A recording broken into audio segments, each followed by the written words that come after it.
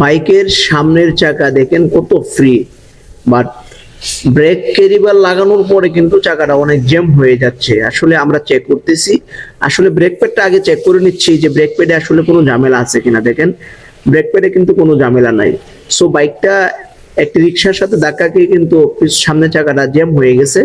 আমরা properly check করতেছি, এই ক্যালিবারটাও কিন্তু চেক করে নিচ্ছি যে কোথাও কোনো ঝামেলা আছে কিনা। দেখেন, আর এই ক্যালিবারের সাথে যে রাবার থাকে এই যে পজিশনে, এই পজিশনে রাবার যদি ফুলে যায় খুব দ্রুত সময় রিপ্লেস করে নেবেন, কারণ আপনার বাইকের ব্রেক কনফিডেন্স করে খুব মজা পাবেন এবং ভালো পারফরমেন্স পাবেন। এই রাবারগুলোও কিন্তু আমরা চেক করে নিচ্ছি যে রাবারে আসলে কোনো ইস্যুস আছে কিনা। সো আপনি যে কোনো মডেলের বাইক ইউজ করেন কিন্তু ব্রেক ক্যালিবার রাবার কিন্তু সব একই।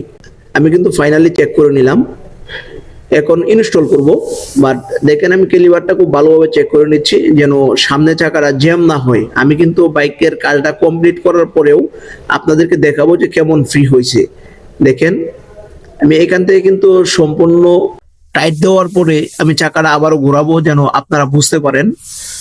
কারণ দেখেন চাকা কিন্তু একেবারে ফ্রি হয়ে গেছে, চাকা একেবারে ফ্রি হয়ে গেছে। সো এই সমস্যাটা যারা প্রবলেম ফেস করতেছেন অবশ্যই আপনি আপনার বাইককে খুব দ্রুত সময় টেকনিশিয়ানের কাছে নিয়ে আসবেন।